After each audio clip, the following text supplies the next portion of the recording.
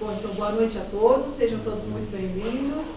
Esse é o Cine Debate, né, que a gente está promovendo pelo programa de pós-graduação em Língua, Literatura e Cultura Japonesa e também pelo Centro de Estudos Japoneses da USP.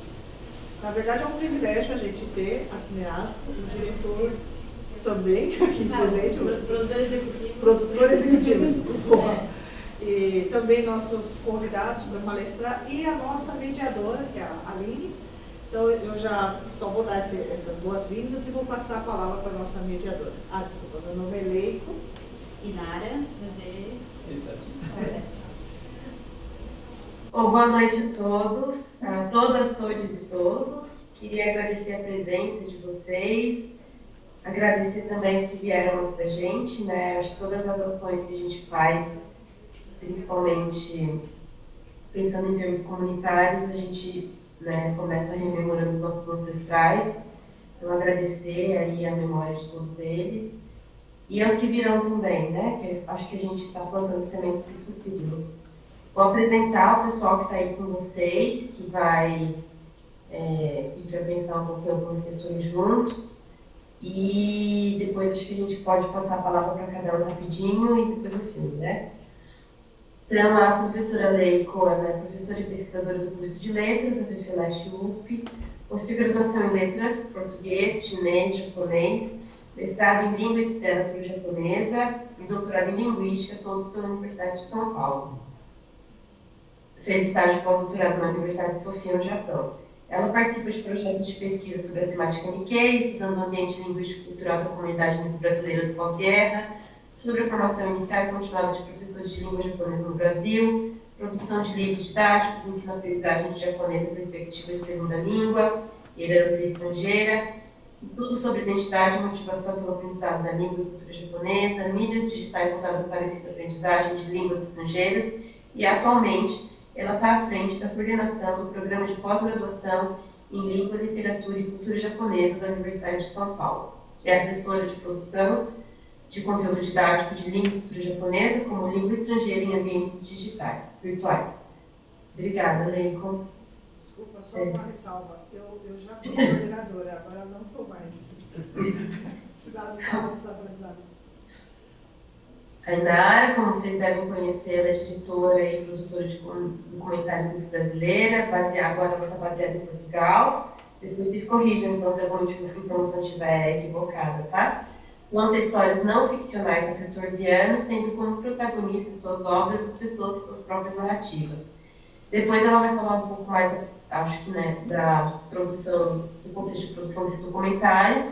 Ela é formada em jornalismo pela UEL, foi parte do programa de treino do curso de jornalismo da Abril e script do NetLab também, TV. Especializou-se em cinema pela IMB Morumbi e estudou documentários na Union Docs, além de outras formações. O professor Seth Jakobowitz é professor assistente do Departamento de Literaturas e Linguagens Mundiais da Universidade Estadual do Texas, recebeu seu doutorado em literatura japonesa na Cornell University, fez seu pós-doutorado na Hightower Institute for Japanese Studies da Harvard University. Ele é tradutor de japonês para o inglês e de português para o inglês, por exemplo, de Corações Sujos. Seus projetos atuais incluem a monografia Japanese Brazil, Immigrant Literature and Overseas Expansion, 1908 a 1945, sob contrato da Vanderbilt University Press.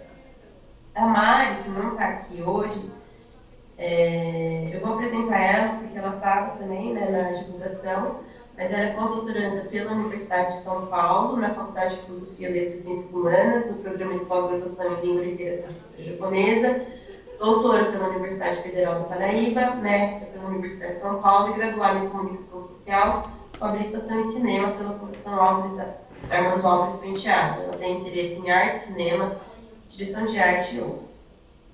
E essa que vos fala, eu sou a Aline Hasegawa, sou mãe da Irene, mestra, doutora em Ciências Humanas e Sociais pelo UFBC, mestre em Sociologia pelo UFSCar, bacharel em Sociologia e Antropologia pela Unicamp. Pós-doutoranda do programa de pós-graduação em Língua, Literatura e Cultura Japonesa da FEFELESH USP, aprendiz de capoeira Angola da Escola Flor da Aroeira, articuladora geral da Galeria Escola da Diáspora Galeria, ganhadora do coletivo Peixe Lindo e integrante do time de futebol de várzea misto União Macro. Então, agora eu queria passar a palavra um pouquinho rapidinho para as pessoas fazerem alguns comentários, né? Então, acho que pode ir na ordem de apresentação. A Leiko, a Inara e o Seth, e depois a gente passa para a exibição. Obrigada, boa noite a todos. Bom, nós vamos começar, muito provavelmente a Inara vai apresentar o filme, e nós vamos ter que tirar a gravação, porque é uma estreia e a gente tem o privilégio de assistir, depois vai passar nos cinemas. Depois a Aline, que está na mediação, vai promover os debates, e nós queremos fazer assim, uma roda de conversa, então vocês, por favor, não se acanhem, é um momento para a gente trocar ideias, fazer debate. Temos as nossas propostas de apresentação, naturalmente, mas nós queremos muito ouvir o público, né? A interação é muito importante para a Inara, para mim, para o CEF, como pesquisador. Então, essa dinâmica que nós pretendemos adotar. Inara, se você quiser alterar alguma coisa, por favor, fique à vontade.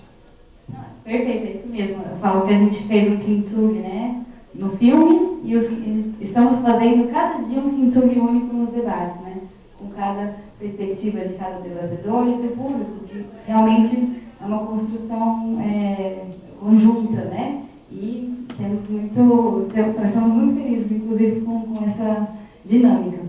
Então, realmente, não se acanhe. Acho que eu vou explicar o que é kintsugi. Vai aparecer no filme também, mas é a arte japonesa de colar cerâmicas com ouro e resina. E aí não vou explicar mais, senão vai atrapalhar a obra. Então, boa noite a todo mundo. Gostaria de agradecer à professora Leiko e também à diretora Inara e a Aline também pela oportunidade de participar nesse mesa redonda. E tem muito pouco filme sobre a comunidade e a história nipo-brasileira. Então, acho que esse filme vai fazer uma parte importante em nossa corpus de literatura, filme e produção cultural. Peço desculpas por não estar presente aí com vocês. Queria muito encontrá-los, né? Abraçar todo mundo, mas hoje acho que era mais seguro ficar aqui em casa. Tá bom som, gente? Melhor, né? Eu vou falar rapidinho aqui um texto que eu preparei, porque eu queria aproveitar esse momento também para propor algumas reflexões para a gente ir descendo juntos, assim, né? Então, eu acho que o documentário da Inara, ela evidencia fluxos transnacionais da diáspora japonesa e brasileira, por onde operam linhas de afeto e cuidado. Pensar a mobilidade humana internacional em termos da diáspora é fazer ver a compulsividade dos contextos não acolhedores, de onde saem essas comunidades, e considerar as clivagens, processos de desterro e conflitos que elas encaram nas regiões de chegada. Tem um autor que chama Eduardo Said, que evidencia como chegada e saída, ponto de partida e ponto de destino, são em realidade lugares imaginados. Isso fica claro nos movimentos que o documentário o documentário de Inara cartografa.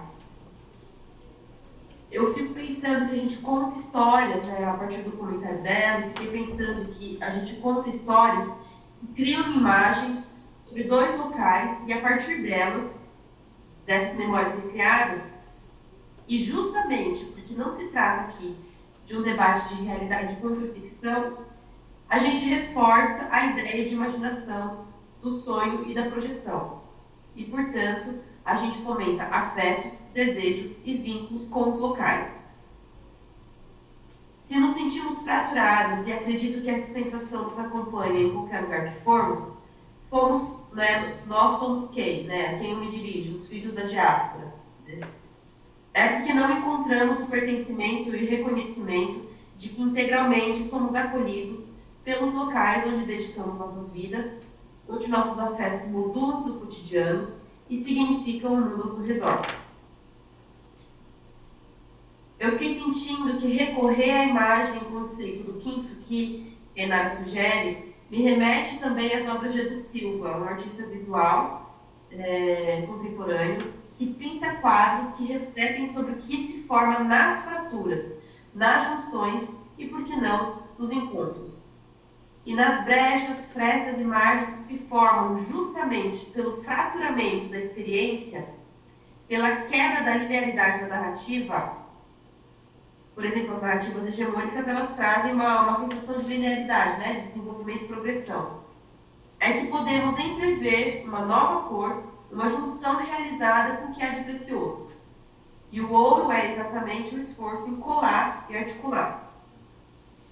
Então, eu penso que a gente não quer juntar e manter como era, mas é um esforço de criar algo novo, de fazer saltar na fresta, na brecha, na margem, uma nova cor e um novo produto.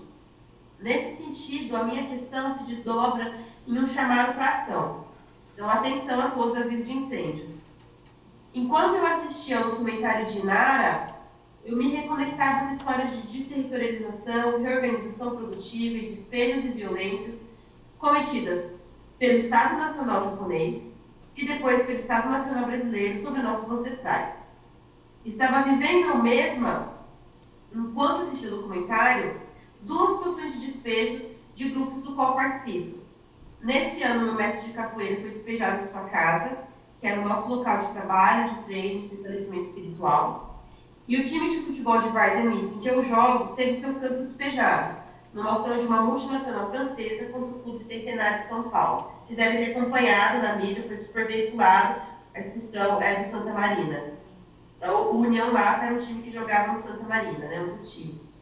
Então eu fiquei pensando em quantas vezes o Estado atravessa os nossos planos individuais e coletivos, quantos sonhos coletivos, e como a gente está cerceado por um modo de vida, esse hegemônico, que impede e dificulta experimentar a comunidade. Eu acho que a gente pode entender de fato que o desterro e o exílio fazem parte da experiência da diáspora, compõem a diáspora, justamente porque estamos à margem de um Estado que está contra nós. A diáspora é exatamente esse lugar da margem, né? Que se organiza o Estado, no caso, né? E se pensa a partir de paradigmas antipovo, anticomunidade e anti-alegria. Então, eu dialogo aqui com Luiz Antônio Simas e outros pensadores da contemporaneidade que apostam na festa, na alegria, no prazer e no desejo como formas de contracolonizar os corpos e mentes e trazer de volta a vontade e o saber de tecer comunidades. E eu considero fundamental para a nossa geração adotar uma postura interseccional e confluente para elaborar ações articuladas, para trazer o futuro mais para perto. E o futuro esse que a gente deseja que seja um futuro mais diverso. Essas ações podem ser o caldo a partir do qual o nosso pertencimento, e aí a gente retoma o tema que é muito tratado no documentário da Inara, que eu acho que é um grande tema, o tema do pertencimento, né? Ele vai ser imaginário e gestado, então o nosso pertencimento vai ser imaginário e gestado, justamente porque a gente se abre para estar junto com outras pessoas, trabalhando pelos encontros e reconfigurando o imaginário coletivo do que é um povo. A chave dessa porta ela pode ser aberta por uma questão. Como vamos contar as histórias tendo em vista esse futuro? Porque contar uma história é projetar um futuro. E eu acredito que a Inara planta essa semente. E eu gostaria de ouvi-la comentando sobre suas expectativas de futuro, principalmente sobre a representação coletiva da diáspora japonesa no Brasil. Obrigada por vocês me escutarem, obrigada pelo trabalho, Nara.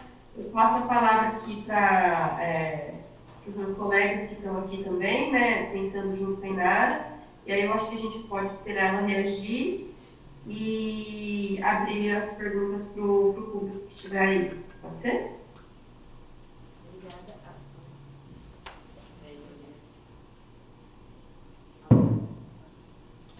Agora tá, sim.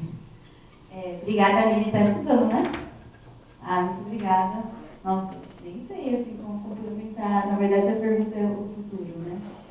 Eu acho que quando a gente começou esse filme há 3 anos atrás, né? E sempre tinha essa vontade de conectar, sabe? Várias gerações. E até essas ideias do cine debates, e essa coisa que eu falei no início, de fazer um kintsugi aqui, depois coletivo nosso, tem a ver com isso também, né? A gente não cria um futuro sem esse espaço, né? Esse espaço intergeracional, multicultural, e como a Aline também trouxe, trazer também interseccionalidade para o debate, muito importante. Acho que tudo isso enriquece muito E eu não sei, eu tô grávida no momento, né, 6 meses. Já me perguntaram nos outros debates como é que vai ser para essa que está chegando, né? Eu falo, acho que ela vai ter outras perguntas, mas eu espero que o documentário ajude de alguma forma, até a bagunçar também um pouco, porque eu acho que o documentário também dá uma bagunçada, a gente sabe que não se pergunta. E é isso, assim, ainda não sei responder tão bem essa coisa né, das outras gerações, mas eu espero que o documentário abra esse espaço e que a gente possa pensar também muito sobre não só essa história nipo-brasileira, mas que eu tenho falado muito essa história brasileira e muito universal, que é a história do migrante, né? Nós todos somos, na verdade, viemos de algum deslocamento, uma busca de algum sonho e depois de uma queda de, né, um choque de realidade. Acho que é comum para todas as histórias, na verdade, isso. E eu vou passar para vocês aqui.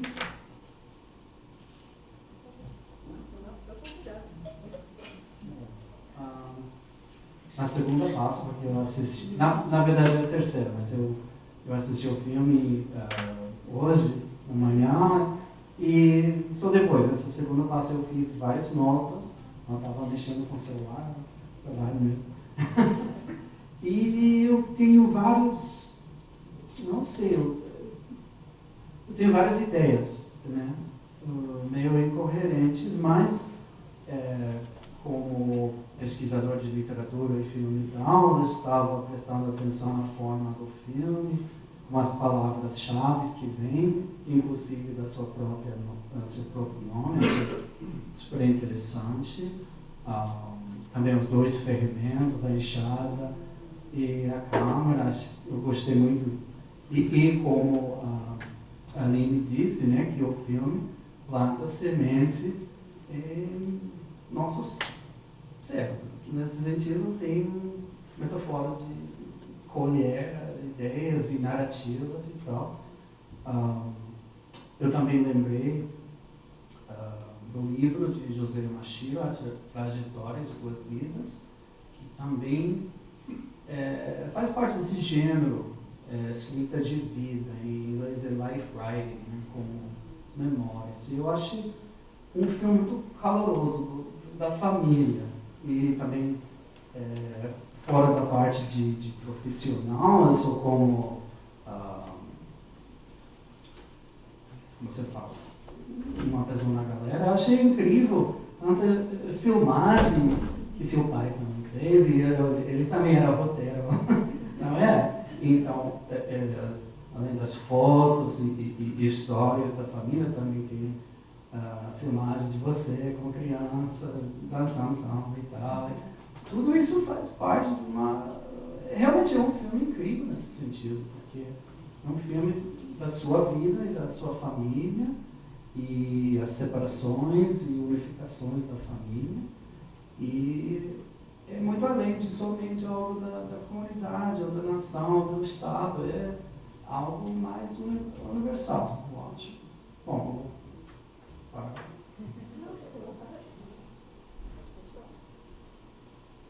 ok, então, o que mais? Tem as fotos de Haru Ohara. Isso, é muito famoso, né? As fotos icônicas da comunidade. Você inclui vários os museus que eu conheço, de Kobe, e também por aqui, né? O Museu do Bunkyo. E por tudo isso, acho que o filme é muito completo, porque é bem pesquisado, não é? E também você incluiu a parte das TKCs que você e seu pai e os outros familiares fizeram, né? E acho incrível, porque é mais concreto essa vida migratória, né? E os sofrimentos do seu avô e de vocês. Eu fiquei meio emocionante vendo essa parte dos dedos do seu pai, no final, que chorou muito vendo a carta dele. Então, Dentro da narrativa tem episódios de estabelecimento e de fugir das condições ruins, tipo, seus avós que fugiram, né, à noite daqueles os bisavós, desculpa. Mas isso realmente é uma história de ser humano, né? É a luta que a gente faz, mas as gerações anteriores realmente sofreram muito. E isso é como a Lívia disse, uma história transnacional.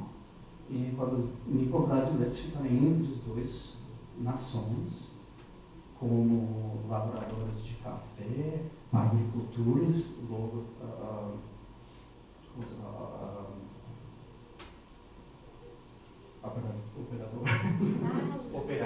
operários de fábrica, esqueci a palavra, desculpa, e tal. Então, realmente, na periferia da prosperidade, a modernidade do Estado, da nação, mesmo assim, é uma história de mobilidade social, é o crescimento de uma comunidade que agora faz uma grande parte da cultura da sociedade brasileira. Eu vou parar agora. Bom, obrigada pelo filme tão inspirador, né? É um privilégio a gente poder assistir, assim, de estreia, né? Antes da pré-estreia, né? E obrigada pela análise profunda e teórica a Aline. A Aline faz sociologia, então ela tem uma análise bastante estruturante e isso nos ajuda. O professor Cef, que veio do exterior, né, para pesquisa, o professor Cef, ele estuda muito a imigração japonesa do pré-guerra, né, ele lê em japonês também, então eu entendo bem a análise que ele fez também, né, dessa emoção que ele sentiu, por uma coisa tão recente, né, apesar de que a gente percebe que o filme da Inara faz essa ponte com o passado, a Inara chega a fazer alusão até ao período Edo, né. Então, eu acho que esse filme ele tem essa característica cíclica, né, de trazer o passado e o presente de alguma forma unida. E todos nós, acho que nós temos esse contato com o movimento DKC, seja por meio de amigos, parentes e até familiares. Só que assim, eu sou da Letras, então eu queria puxar um pouco a sardinha para o meu lado que é Letras. Eu preparei um PowerPoint, Aline, eu vou ter que tirar você um pouquinho só, você me desculpe. Eu preparei aqui, até para o público ver, como a gente que estuda Letras, a gente fica prestando muita atenção nas falas, né? E a tendência as pessoas falarem, essa fala, né, simplificada, né, tem uma certa tendência a banalizar, né, a naturalizar. E eu não queria, na verdade, fazer isso. Exatamente as falas da Bachá, né, da Inara. Não sei se vocês repararam quando ela está lá capinando, né, então ela faz uma atividade assim tão comum, mas ela começa a lembrar, né, acho que no cérebro dela começa a reverberar o passado. E ela fala um poema clássico, né? E aí eu fui pesquisar, olha só isso, gente, né? A Sagaora, né? Então ela está falando, ela falou esse poema que está na língua clássica, né? Em japonês moderno seria Sagaora Saikiruna, né? Então ela está olhando para aquela, como é que chama essa planta? Eu não consegui achar a tradução. Glória da Manhã. Achei essa tradução e perguntar se era isso mesmo. Então, o Asagao sendo retratado. Isso está no museu japonês. Então, Asagao é Kigo, né, no haiku. Kigo é aquela palavra estação que quando qualquer nativo ouve, ele sabe que aquela palavra já remete a todo um background sazonal, né? E veja só, a moça foi pegar água no poço e vê que essa flor, ela tem como é que chama o... Formato? Não, aquele negócio que dá volta. Redemoinho? Não. Ela tem o tsuru, né? Tsuru, o que é tsuru mesmo em português?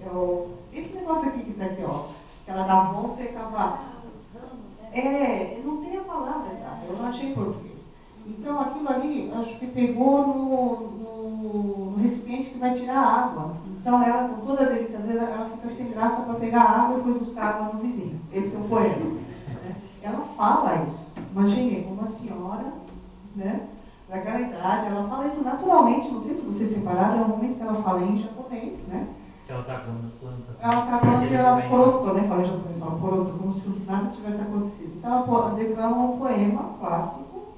Você fala, eu já entendi Mizu, né? E aí, quem fez esse poema, na verdade, é uma mulher, né? Então aí, vamos pensar, nós estamos entrando no campo do feminismo, não sei se foi só a intenção, né? Que é essa Kaga no Chiyojo, né? E entre 30 poemas escolhidos dela, uma delas é esse que ela declama. Provavelmente ela deve ter estudado, né? Possivelmente naquela época os professores vinham da era Meiji, toda aquela revolução, ensino de Teragoyá, era um ensino informal, mas eles tinham cultura e passavam esses poemas a estudar japonês pelo poema. Então veja, em 1775 faleceu essa poetisa, né? Então imagine a riqueza disso. E eu fiquei levantando as palavras que ela fala com uma riqueza de variante, ela mescla entre japonês e português. Mas o português dela, não sei se vocês separaram, tem um leve sotaque. Aí a Inara conseguiu me ajudar a entender, sotaque mineiro, porque ela fala trabalhar, né? Não fala trabalhar, trabalhar, não, um sotaque de Minas. Então, veja a riqueza, a gente não fala de um sotaque paulista, né? Ela tem um contato com Minas e traz também um sotaque japonês. Então, ela fala azuki, como se fosse a coisa mais natural para ela, né? Karashina, kukura, acho que ela fala kukura, né? Beterraba. Não sei se vocês separaram também outro signo, quando oferece o café é servido no quê? Não foi numa xícara. Foi nem o nome. Por isso já é um hibridismo cultural imenso. Não sei se foi proposital. É a mesma que quebra depois, né? Mas é o de tomar chá, não é de tomar café, né? Então, e aí meu pai rompeu com tudo, né? Igual que a gente lembra da mãe que ensinou. Então, a influência da fonética japonesa. E muita coisa que ela fala sem o resto. Eu não estou aqui para explorar uma coisa, mas é uma característica do Koronyago, que é essa língua variante do japonês falado no Brasil. Então, isso a gente vê como uma riqueza, vamos dizer assim, etnolinguística típico do Brasil, porque é a única variante que a gente tem aqui, que é o contato de línguas do japonês com o português e português mineiro, não português paulista. Então, vê a gama de riqueza em termos de variedade de línguas. Então, assim, em termos de estudo, eu acho que dá para explorar muita coisa no seu filme, né? Então, só por isso eu acho que tem valor assim, até acadêmico, pedagógico, como tema também de pesquisa, questões identitárias. Eu não sou japonesa o suficiente. De onde vem esse pensamento? O que é ser suficiente japonês? Talvez o CEF seja mais japonês do que eu. Porque ele gosta da pesquisa. Será que ele é mais? Acho que sim, né? Por que ser japonês? Então, é buscar suas raízes. Toda essa bagunça sou eu, na sua vida. Essa bagunça. E aí o seu pai uma hora fala, minha tia é japonesa, legítima. Então, na área de análise do discurso tem um estudo sobre os estereótipos. Consciente ou inconscientemente a gente fala as frases e nós acabamos internalizando alguns valores que nem sempre a gente pensa. Outra coisa é a língua e o poder, por exemplo. Como a gente saber o japonês é usado para mostrar poder. Aquela cena em que aquilo doeu para mim, ela falar. Lá vem aquela sei lá, falar um japonês mal falado, só responder a gente. Não é assim nesse tom? Mas ela não se intimida por isso. Ela fala a língua do outro, não vai deixar que... Então, isso, por exemplo, é um estudo que mostra muito a questão da língua e do poder, né? Como é que você faz esse empoderamento? A gente pode buscar muitos tipos de estudo por isso. E quando a gente fala de decassegue, já é uma ressignificação tão grande, né? Quando fala da cama, por exemplo. Como é que seu pai suportou toda aquela dificuldade? Chegar no Japão, encontrar aquele alojamento provisório, mas ele lembrando, mas meu avô não tinha sequer uma cama. E nós sabemos que os imigrantes, quando chegaram no Brasil, minha mãe fala que a lua de mel dela foi um colchão com pulgas. E via a lua, porque o telhado era furado. E eles falam isso com uma naturalidade que não deve ser naturalizada. Né? Nem um pouco. Por isso que eu acho que o filme da Inara tem esse valor de não só resgatar, mas ressignificar o nosso olhar e ver naquela singeleza um valor que deve ser revisto. Né? Brasileiro é festeiro, brasileiro é abraçar. Então, acho que isso tudo precisa ser estudado. Quando a gente fala do Coronhagô, eu tenho vários dados aqui, mas não queria me ater a isso, para não tomar tempo, mas eu só queria mostrar aqui para vocês o que é o Coronhagô segundo o Nisei. Né? Não é nem pelo Sansei, nem pelo Yonsei. É um trabalho da professora Yuko Takano, da UNB, que eu gosto muito, que ela fala assim, que o Coronhagô é essa língua mesclada entre japonês e português com dialeto ainda local. Então, ele tem uma coloração ainda mais regional. Né? Então, fala que o Coronhagô, os Nikkeis vivenciam duas realidades linguísticas. Né? A variante padrão, que simboliza o prestígio, o poder, a formalidade, atribui-se a ela a língua da cultura legítima, da instituição escolar, e com sua variante mantém-se uma relação de reciprocidade entre seus falantes, ou seja, nós nos entendemos com essa variante, nós sentimos melhor, nós nos identificamos melhor, representando assim a língua da solidariedade, do aconchego e da intimidade. Inferimos nessa observação que o Nikkei distingue esse mundo dualístico. Né? De um lado, revela a língua da razão, a língua da consciência, a língua do outro. Né? Os grupos linguísticos, nessa ocasião, a sua opção é não usar a língua japonesa. Então, por que o Nisei, muitas vezes, sabe ele falar, não sei falar japonês? Porque ele não quer se expor. Ele não quer falar a língua do outro e ser cobrado por isso. Né? Então, essa situação caracteriza a presença da ideologia linguística. Né? Porque a língua em si só não tem esse valor do que é melhor do que é pior. É nós que atribuímos esse valor. Daí eu faço um apelo para vocês, para a gente rever, né, o valor do Coronhagô. E muitas vezes as pessoas falam mal dessa língua, falam de menor prestígio, ou melhor, é a língua de Tóquio. Né? E a gente também está fazendo um estudo sobre a língua de Okinawa, que também passou por silenciamento dentro da própria língua japonesa. Né? Sempre a de Tóquio prevalecendo, e a de Okinawa nem sequer aparece. Onde foi a língua de Okinawa? Não é mesmo? Então, assim, é muito importante que nós estudemos isso e que tenhamos a noção do valor étnico, né, também, e do valor local. Porque, como disse a Inara pelo filme, nós somos únicos, né? Então, acho que a gente tem várias teorias que explicam isso, né? Não vou ler aqui, mas em termos de língua, a gente trabalha também com esse conceito de translanguaging, né? Que é você transitar e às vezes usar uma língua que é mais dominante para você, para atingir e conseguir dominar a língua do outro. Né? A gente usa muito esse estudo para crianças migrantes, que viajam para outro lugar, é levado pelos pais, filhos independentes passam por isso. Só que ao chegar no Japão, a primeira coisa, não fale a língua portuguesa. Você está no Japão, tem que falar em japonês. O mesmo acontece quando eles voltam no Brasil. Não fale a língua japonesa. Você está no Brasil, tem que falar em português. E é muito complicado quando você causa esse apagamento de uma língua dominante, porque você faz um trabalho intelectual nisso. Então, assim, é muito... Mesmo que a gente não saiba fazer, eu acho que todos nós que amamos a língua, a diversidade cultural, a linguística, é respeitar sempre essa língua do outro e não tentar um apagamento.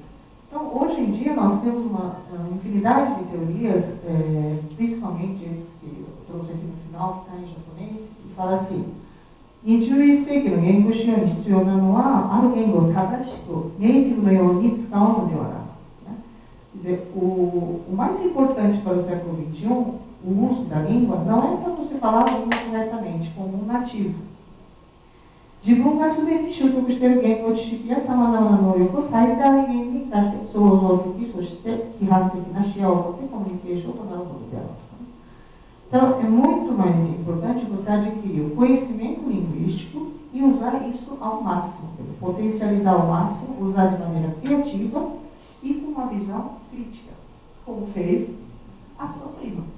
Ela usou a língua para criticar o outro, ela falou a língua do outro e passou o recado. Eu acho que foi uma coragem, uma potência, um empoderamento muito grande. Né? Então, acho que eu vou parar por aqui. Tem muitas coisas interessantes sobre o colonialismo que a gente queria falar, mas, para mim, como linguista aplicado, eu vejo bastante valor no filme. Só pelo aspecto gramatical, né, linguístico, dá para a gente explorar muita coisa. Então, muito obrigada. Vou tirar aqui para chamar a Aline de volta. Aline. Alô, tô por aqui, gente. Aline, posso agradecer aqui a Sensei por esse presente? Porque assim, eu segurei aqui para não chorar aqui, porque não fazia ideia que ela estava falando. Então, arigatou, né? Obrigada.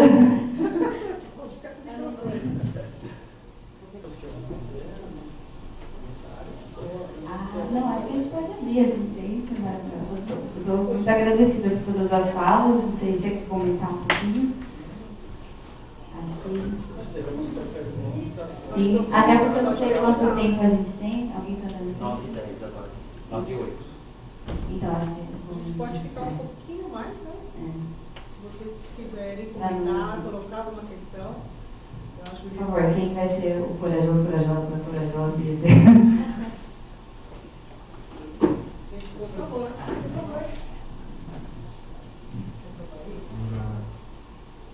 Muito obrigado. Parabéns pelo filme. Se puder falar o nome. Sim, meu nome é Ken Fujioka, sou homem cis, descendente de mãe japonesa, nascido no Japão, e de pai que é filho japonês. Tenho 52 anos.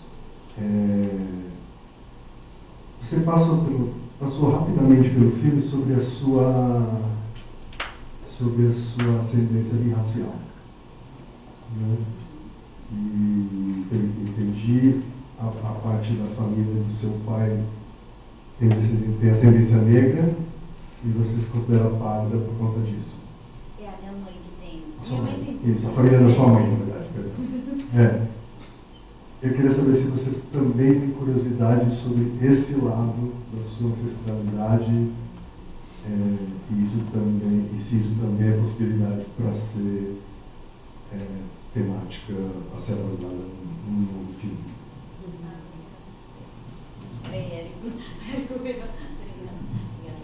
É quem, né? Isso. Quem? A minha mãe ia adorar. É que ela não pôde estar aqui hoje, ela ia adorar essa pergunta, porque realmente, assim, até eu mesmo como feminista me questionei, nossa, eu entrei muito de cabeça num lado, né? Mas tem a ver com isso, né? De ser a vida inteira ser chamada de japa, né? Inclusive para ela, como mãe, ela quando viu, assim, no filme a primeira vez, né? Não foi diante da construção, né? Que eu falo que esse filme não é sobre a minha família, mas com a minha família. Então, esses 3 anos a gente construiu junto mesmo, acredito nesse cinema muito de construção transversal, né? Se a gente quer fazer cinema transformador, de impacto social, a gente tem que fazer com, não sobre. Então, só um parênteses aqui. Mas ela foi acompanhando o processo, mas acho que quando ela viu, assim, ela falou, nossa, como eu, como mãe, não percebi nada disso. Né? Mas eu também não percebi, assim, não racionalizava, né? Como vocês viram no filme, não sabia dessas coisas, eu fui descobrindo e fazendo mesmo. Então, acho até por isso que está despertando tantos diálogos, tantas reflexões, porque é um convite para a gente, juntos, né, irmos nessa jornada para procurar essas questões. E, basicamente, pesquisei um pouco, entrevistei um pouco também meu avô, que é baiano, e tem toda a mistura, a parte da minha avó tem indígena, a gente não sabe qual, né, porque é isso, tem a ver com outros tipos de, enfim, é um outro assunto.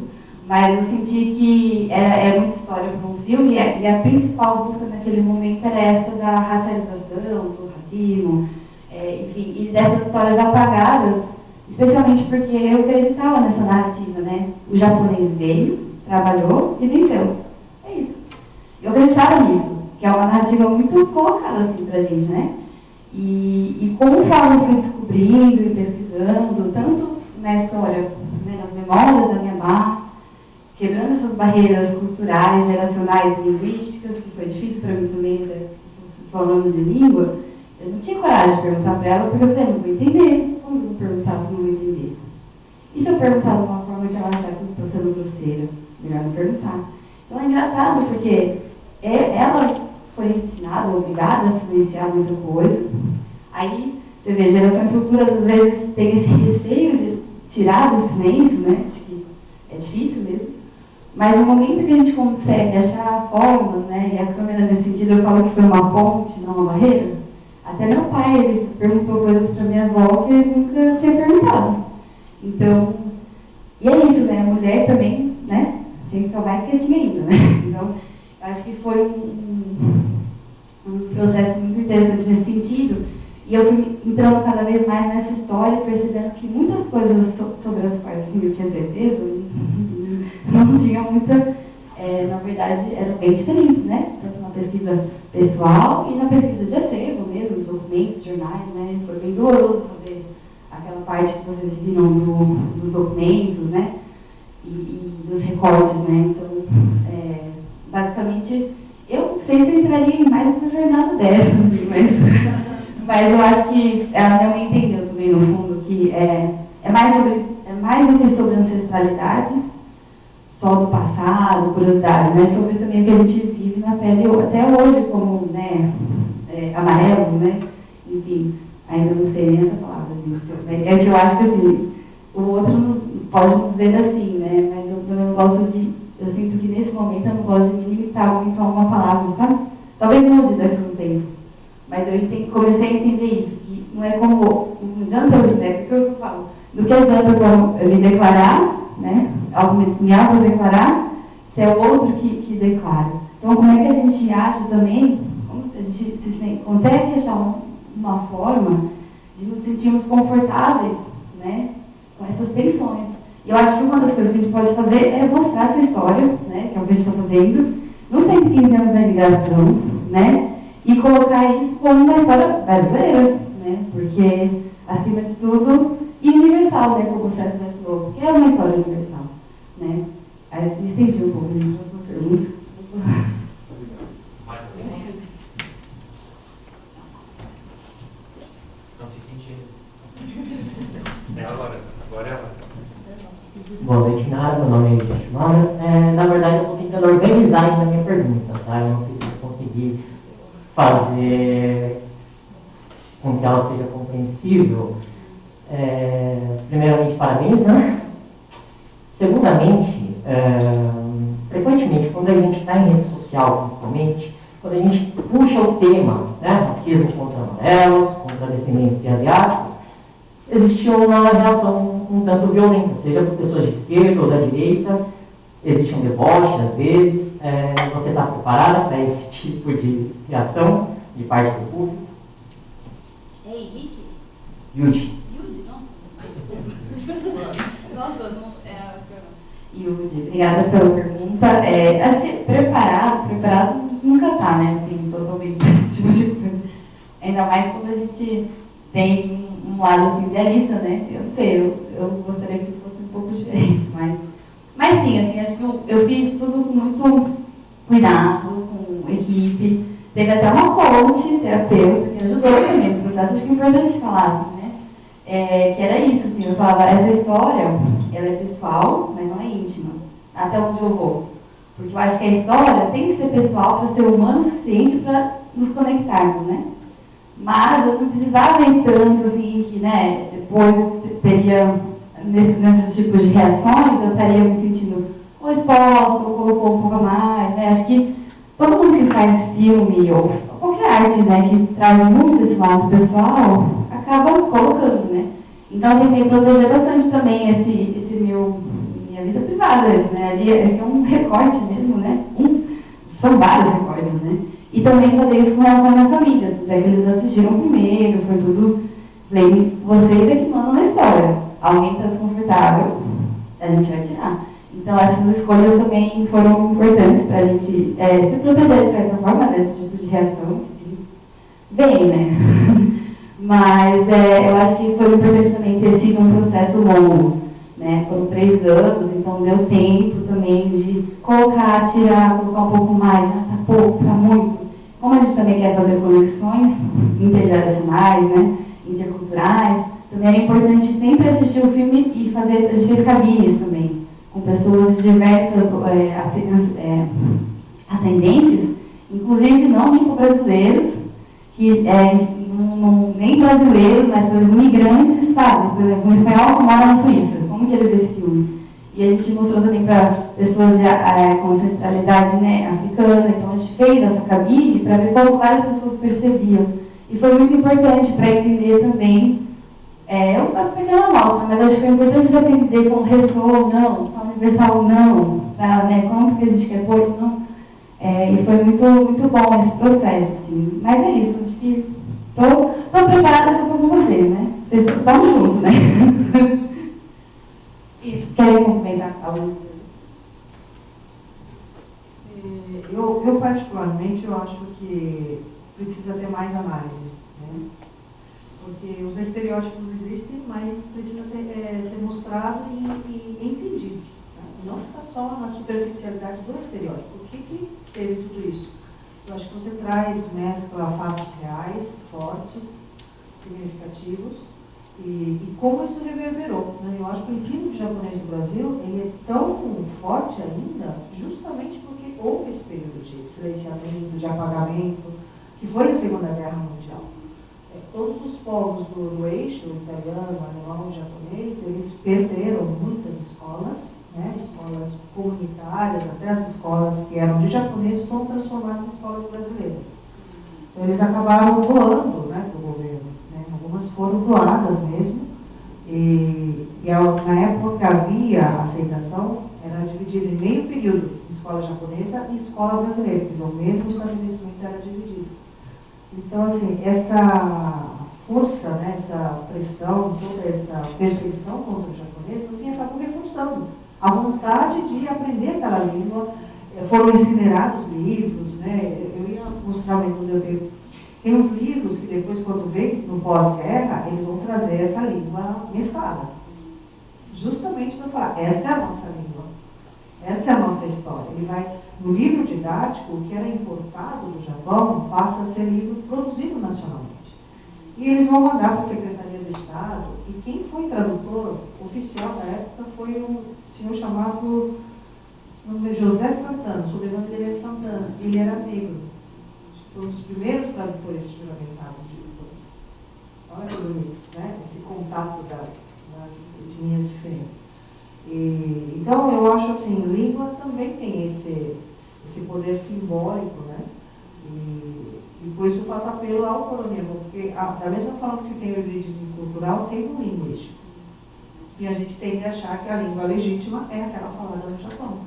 E que o português tem que ser só paulista, tem o português carioca, mineiro, né? Então, assim, é valorizar mesmo o que é local. Né? Então, assim, precisa ter mais estudos, né?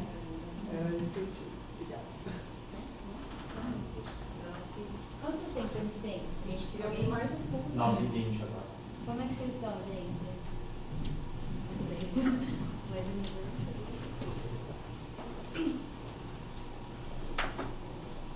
Boa noite, gente. Obrigado. Queria agradecer muito tocado, emocionado mesmo com o seu filme.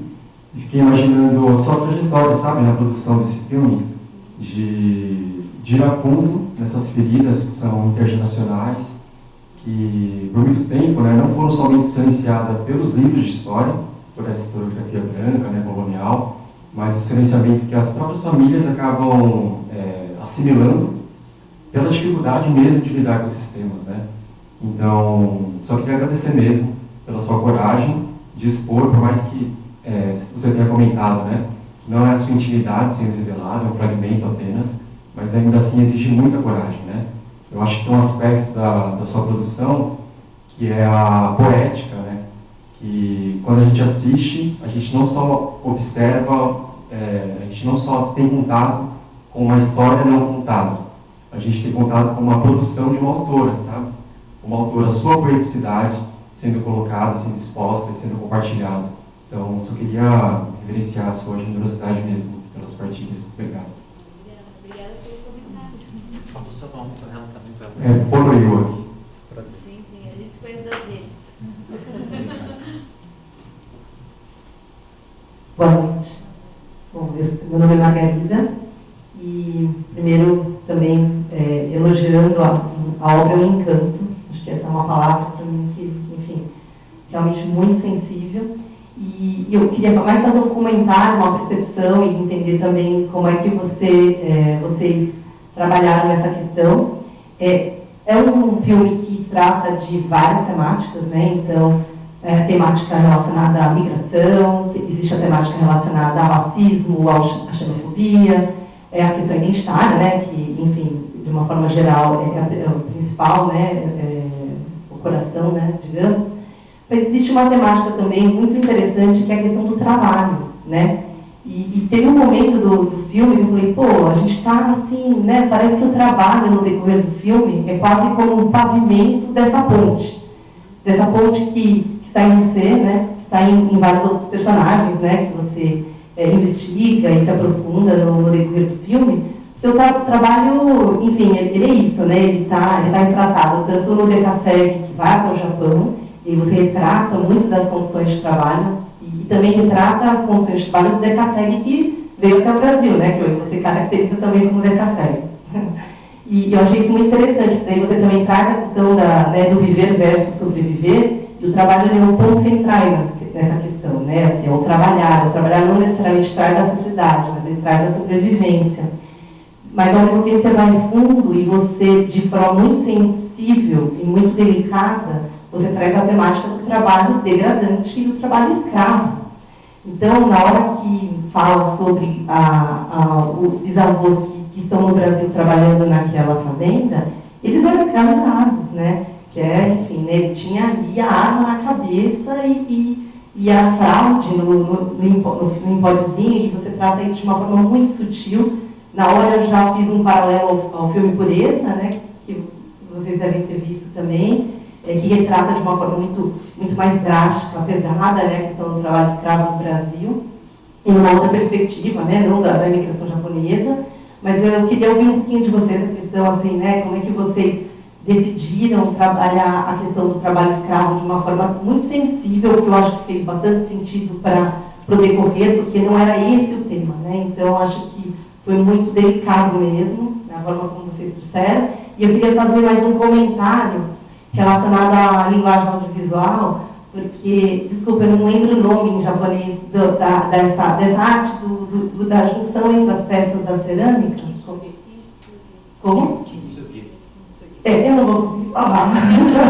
Mas eu achei interessante que a linguagem que vocês trabalharam no filme, ela de forma completa, assim, no decorrer do filme todo, ela remete um pouco a essa questão dos fragmentos, tá quase como uma colagem, assim, né? Então, ela vai remetendo a essa ideia de quase como uma junção de fragmentos, e às vezes ela se fragmenta. Então, eu achei isso muito interessante também, só esse comentário.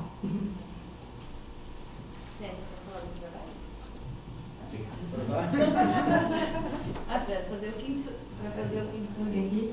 Eu não sei se dá para chamar de escravo, né? Porque aí também acho que já talvez remita, né, a outras questões, mas eu vou passar para o Sérgio falar do trabalho.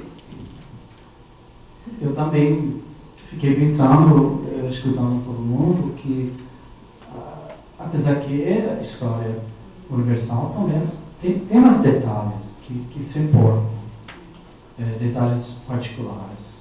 Tipo, era seu tio, que trabalha lá no Japão, no sítio, ele usa café, não sei se foi no Brasil ou não, mas ele alimenta a plantação com café. Achei muito maravilhoso, né? E esse tipo de coisa é importante. Todos os detalhes de família também faz parte dessa história maior de comunidades e nações.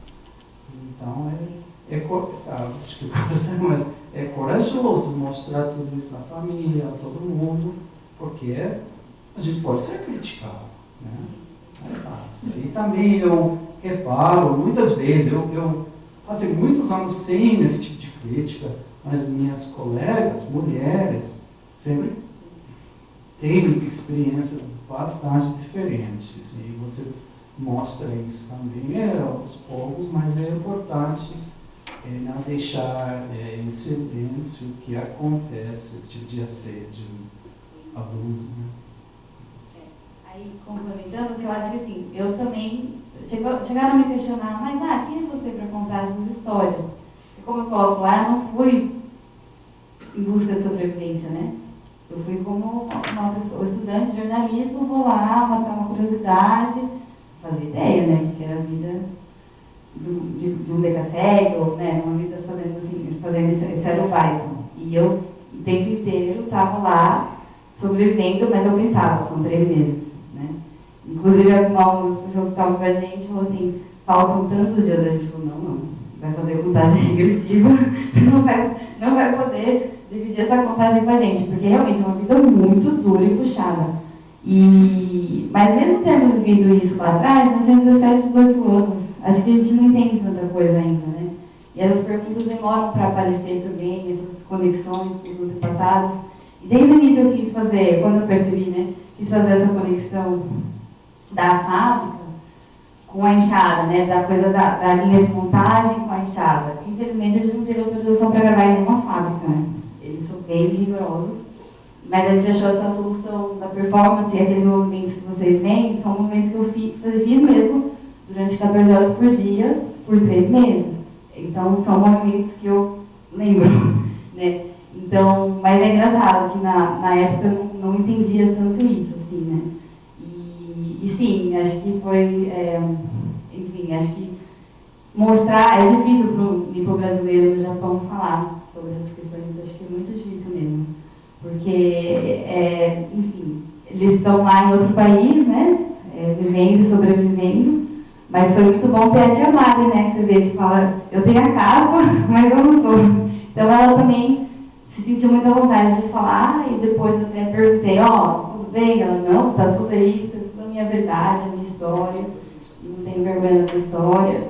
Então eu contei também com pessoas muito generosas da minha família, né? Pra contar isso. Mas, do Kintsugi, sim, é essa a ideia mesmo, é um fluxo, né?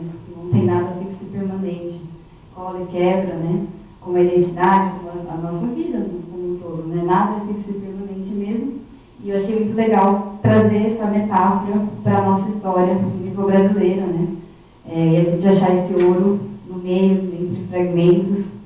E tenho refletido cada vez mais como esse ouro são essas relações, como o ouro que liga são essas conexões, né? Entre as gerações, entre a gente aqui também, juntos, né? Então acho que esse caminho mesmo, até que a Aline estava falando, né? Também não só da dor, mas da festa, da afetividade, esse caminho, ele cura, ele une e ele faz, sim, daí de repente a pode fazer a resposta da primeira pergunta ali. Faz a gente mover para um futuro diferente, né? Acho que é mais ou menos isso.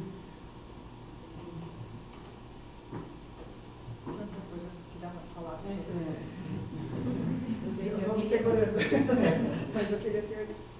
Mais uma pergunta. Não sei se está com horário. 9h30. Vai sair daqui da Boa noite, tudo bem? Não, não é nenhuma pergunta, é mais um comentário. Meu nome é Sofia, eu sou aluna da Sanseria, inclusive. Faltou aula e era bem. Não, eu sou de manhã. Oi? Tem que elogiar. Eu queria fazer, assim, por mais que tenha sido um filme muito triste também, principalmente por essa parte de Santos, que eu nunca nem tinha ouvido falar. Tipo, é uma parte completamente apagada, eu acho, na história. Eu nunca tinha ouvido falar. Eu achei curioso também a parte de Minas, porque eu sou mineira e acho que, assim, quando você vai para Minas, vocês sabem que quase não existe japonês, asiático em geral. Assim, eu achei curioso da sua avó, do sotaque, eu acho que ela morava lá, você me entende assim, né? De como eles chegaram, eu acho muito interessante. Mas eu queria trazer um comentário sobre a parte positiva, assim, sabe? Porque eu achei muito, muito bonito. Eu acho muito interessante. Um dos motivos do porquê eu estou na língua japonesa é exatamente essa da ligação da cultura, sabe? No filme inteiro, você, suas primas, seus parentes ficaram falando sobre, tipo, eu não sei se sou japonesa, não sei se sou brasileira. E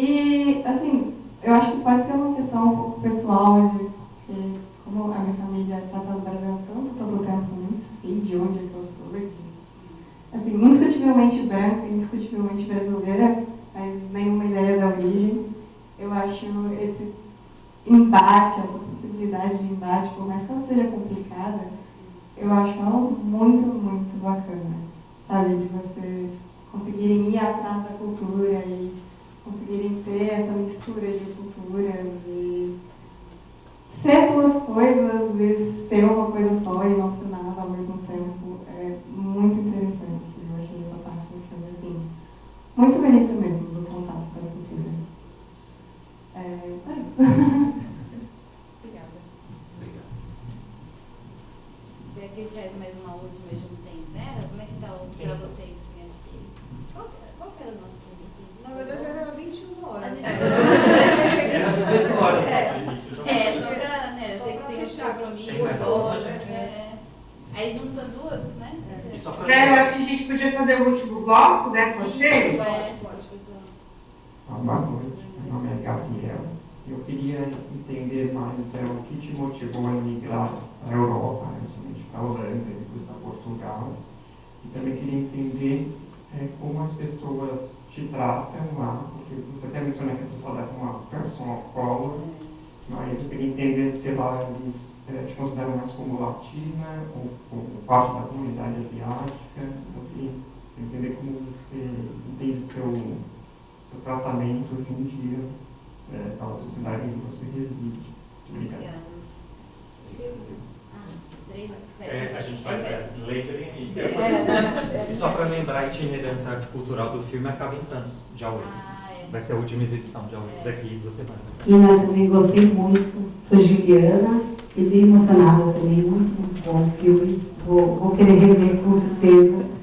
E a minha pergunta era um pouco como você, acho que você falou um pouco disso ao longo do filme, mas queria que você comentasse um pouco mais, como foi reviver isso com a família, né? Muitas vezes melhor não falar disso agora, você de certa forma pega assuntos que já estavam às vezes até superados, né? Que as pessoas preferem não lembrar, e você traz eles de volta, né? Então, eu ouvi sobre isso.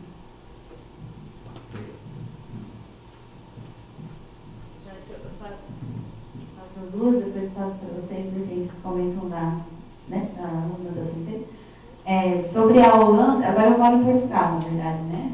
E tá bem mais fácil, assim, a integração, enfim, a adaptação. Na Holanda, eu demorei até para entender como é que eles viviam, né? Mas eu também estava lá na pandemia.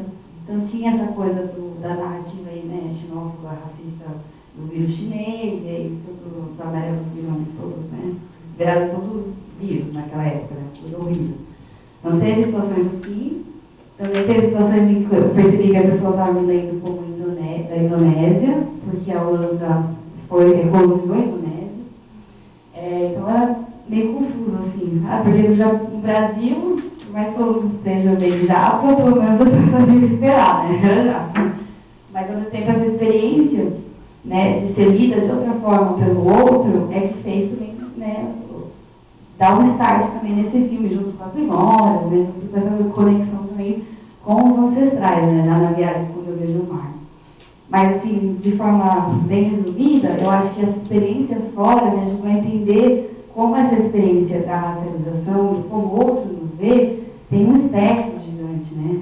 E no fim, se você está aqui, você é japa. Se você está lá, você é chinês, enfim, você está lá, na verdade, é sempre essas relações de poder. Como no fundo, tudo isso tem a ver com relação de poder. De uma forma ou de outra, usam isso para dizer que você é menos, né? Você é menor no seu alimento, que eu sou que dá alimento. Então, nesse sentido, acho que também o filme enriquece o debate sobre como essas ideias, né, da época dos eugenistas nos afetam até hoje, né? E essas ideias super ultrapassadas, mas que a gente tem que conversar porque elas estão no dia a dia, né? Elas são velhas, mas elas estão todos os dias perpassando a nossa existência. Deixa que longe, não quero. Não, da Gil, como que foi reviver? Para sua família, né? A reabrir alguns assuntos, talvez dolorosos. O que eu fiz foi, tipo, ir bem, como é que fala? Isso, como eu falei, construir com, né? Então, quando a gente estava fazendo essa conversa com a eu falei, a gente para no momento que a senhora quiser. Se você fala, cortou, você é a diretora aqui. Aí ela pegou e falou assim, eu não vou esquecer nunca, não sei se eu te contei, e certo, né? Ela falou assim pra mim, não por muito tempo. Agora eu quero falar. Então, para mim, eu não vou esquecer, porque me deu mais coragem, né, de continuar essa busca junto. E é isso, quanto mais a gente foi fazendo junto, a coisa foi ficando cada vez mais profunda, né, e acho que também universal. Então, não foi fácil, mas foi também divertido, dá pra ver, né? Tem muitas partes divertidas, tem tudo, né? Acho que é um filme muito agridoce, a gente estava comentando, assim, né? Tem de tudo um pouco, assim, né? Tem romance, tem humor, tem drama, uma vida, né? Aí, deixa eu deixar pra vocês. Obrigada. Quer fechar?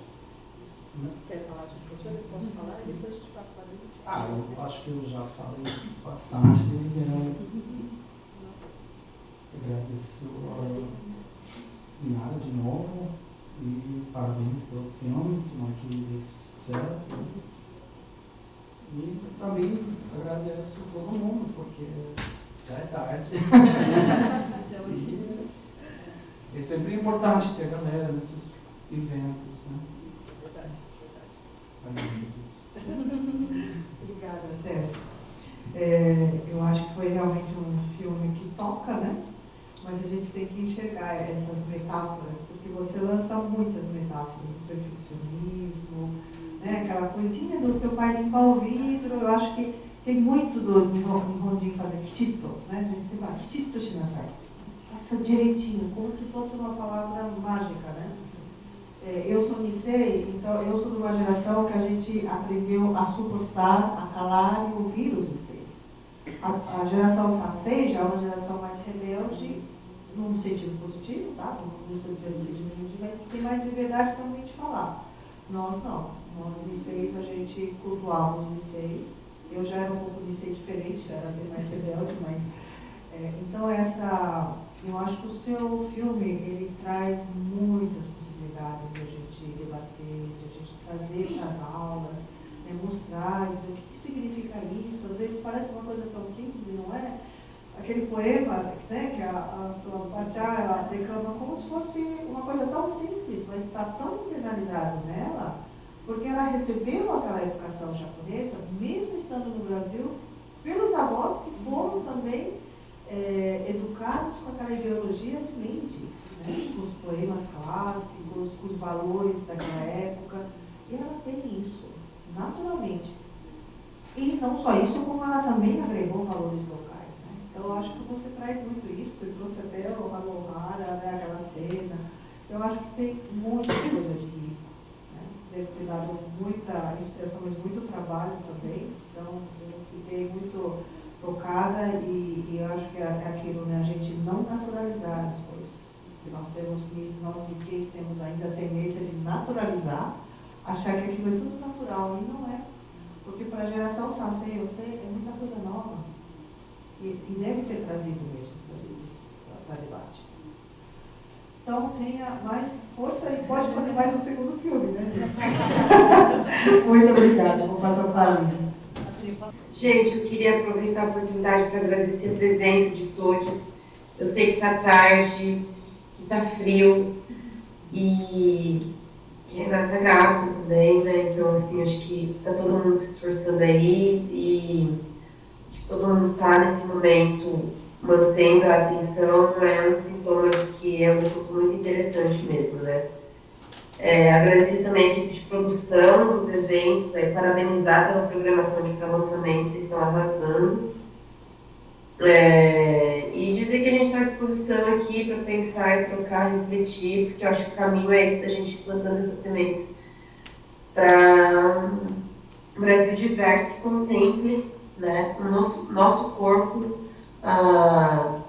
e a nossa vivência como parte, né, dessa nação e não como um povo da diáspora. Acho que é isso. Obrigada. Queria muito estar aí com vocês, mas na próxima. Boa noite. Um recadinho, aquele ali é o João. Ele tá com umas lembrancinhas omiyages, lembrancinhas. Aí a gente tem uma pesquisa, quem quiser contribuir com a nossa pesquisa de impacto, entender como que o filme reverberou também de outras formas. Aí pode responder, a gente agradece, né? Muito obrigada mesmo, gente.